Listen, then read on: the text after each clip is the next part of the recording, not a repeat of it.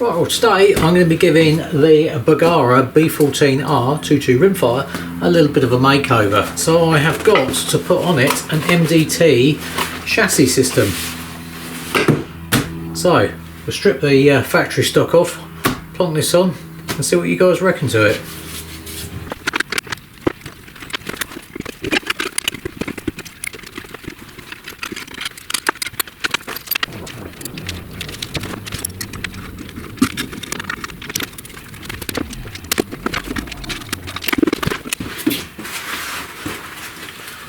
Well, it certainly looks quite smart. Very lightweight as well. It's made a big difference to the weight of the rifle.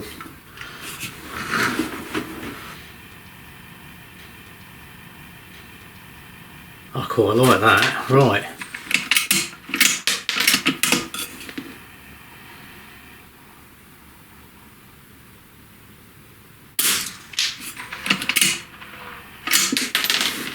Well, now I'll put a few rounds through the rifle. There's a few features in that just that I kind of found that I particularly like, I thought I'd point out. So first of all is the pistol grip, really comfortable. You've got a nice little like palm swell there and your hand just moulds straight into that. Really does feel comfortable. And you've also got quite a nice little sort of, I guess it's like a neoprene type cheek piece there. Obviously everything's fully adjustable, you get spacers and that with it as well for length of pull. I've already done that setup, I'm quite happy with it where it is. Another nice little feature which I was a little bit kind of dubious as to how well this feature was going to work with a standard factory magazine, but you've got, as you can see, a very nice little magazine release there. By simply pushing the front of the trigger guard forward, that releases the magazine, and that's on both sides. It's a matched kind of little panel there, so it doesn't matter if you're left or right handed, that works either way. So you can either take it out by pinching it and dropping it out that way, or you can just push it forward with your trigger finger and it just drops into your hand, which would be my preferred way of doing it. And the other nice feature is you have got a folding stock on there which folds back out of the way, and then lock it back round and that locks out, no movement in that whatsoever, that's rigid. Right, well I'm happy with that, so we'll take it out and see if we can find a few rabbits. Right, we've got a few rabbits up on the bank here sunning themselves. Let's go wake them up.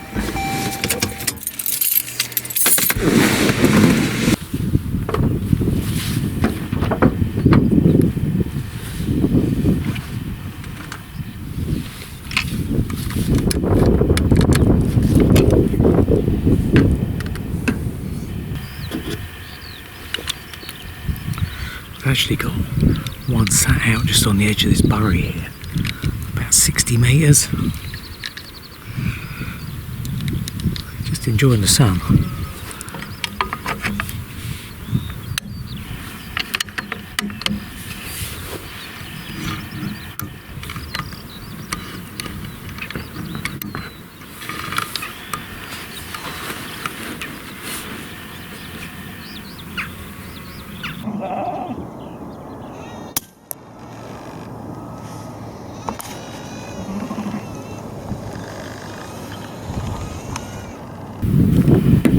Another one up under the tree there.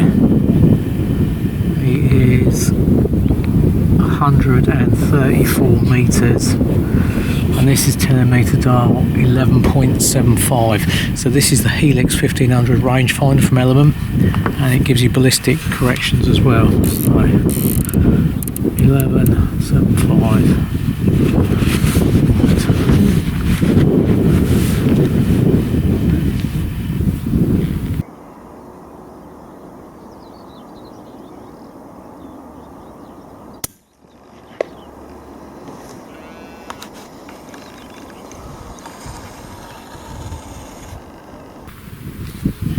I think that's about it. I think the others have legged it.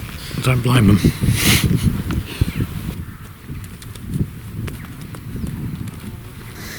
It's surprising how even at that distance, the 2.2 with a good ammunition, you can get good clean head and neck shots.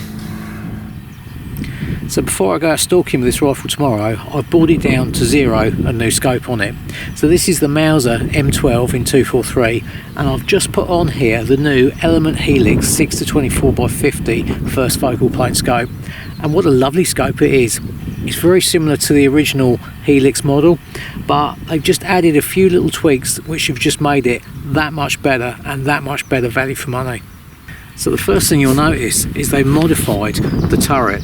You'll notice the numbers are a lot clearer on there, a lot better sort of laid out with lovely positive clicks, and of course 0 stop built in.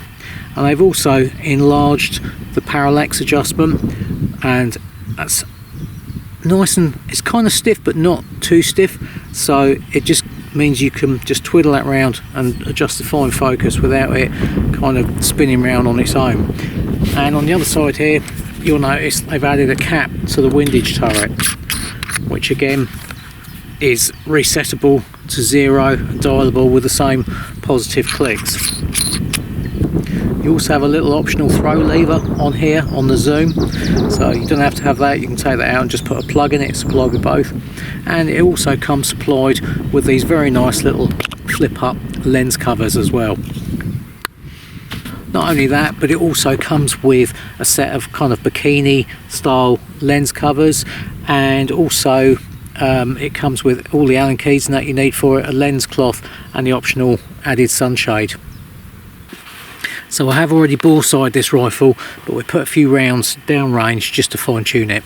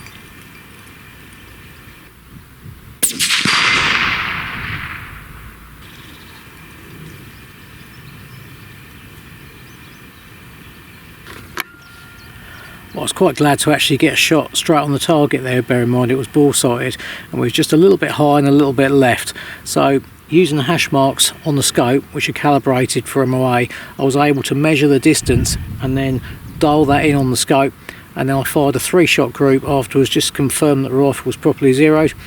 And as you can see, that's all on target. Nice little group on the target there, so I'm happy to take that out stalking tomorrow. It's the last day of the fallow buck season today, so I'm out early heading over to a farm that's it's in a good area for deer. There's normally a fair few fallow around on there, so I'm going to head over there, get there before light. Hopefully it's just starting to get light now, and yeah, hopefully get a buck or a fox if there's not many deer around. But anyway, we'll head over and have a look, see what's around. Oh, there's one that didn't make it through the night.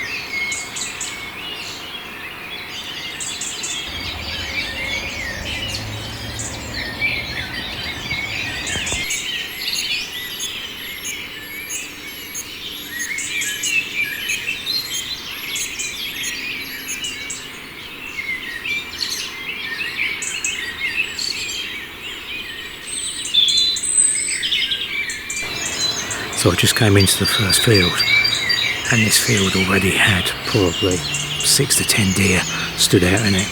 And as I stood here, more have come out of the wood, and I'm just waiting and waiting, looking for a buck. But so far, everything has just been does.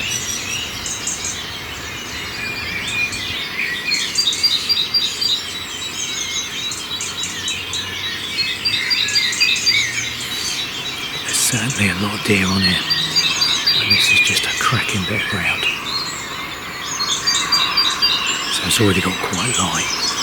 My next problem is going to be getting down through these fields without spooking any of these deer that are here. I think most of them have moved that way into the wood to my right here, but there's probably 4 or 5 that have gone down to the bottom of the field. You might well bump into them, but as I say, they're all does and youngsters, I think, so nothing shootable yet.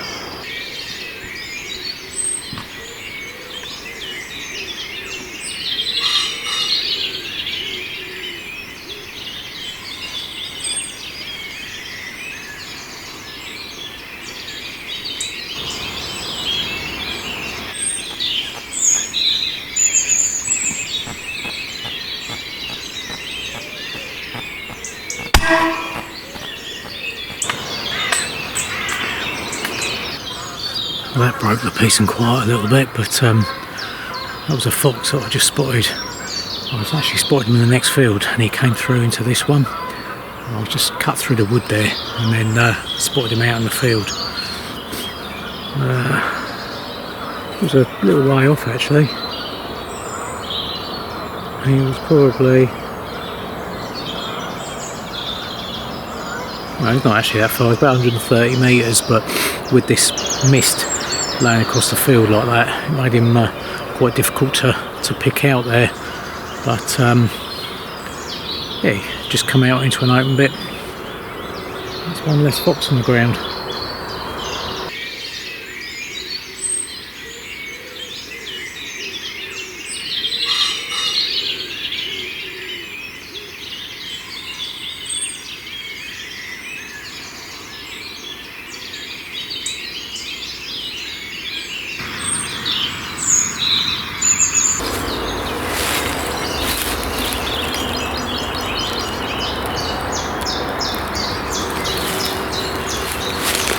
Well, I've stalked about, I haven't seen anything in these last couple of fields.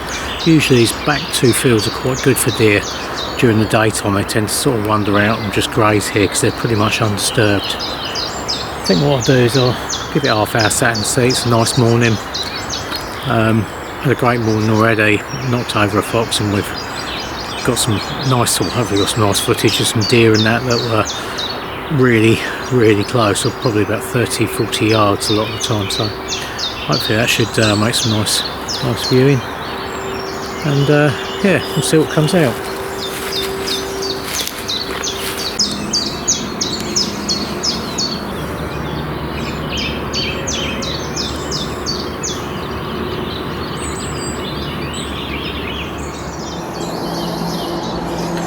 Well, I've given it about half hour sat in high sea, and I haven't seen anything, so I haven't even seen a deer or anything other than a pheasant, that's all I've seen. So I'm going to have a wander back towards the truck, I think, and just check the first few fields, see if there's anything back in them.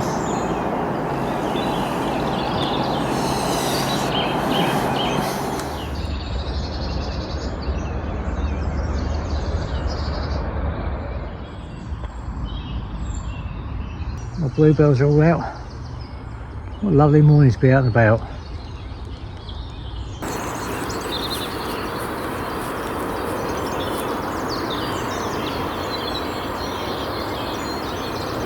That's a dog fox, that one. That's hit that in the neck. Killed that cleanly. That's quite an old boy, that one. Bit of an old warrior by the looks of his teeth. He's been around a little while. He ain't around no more.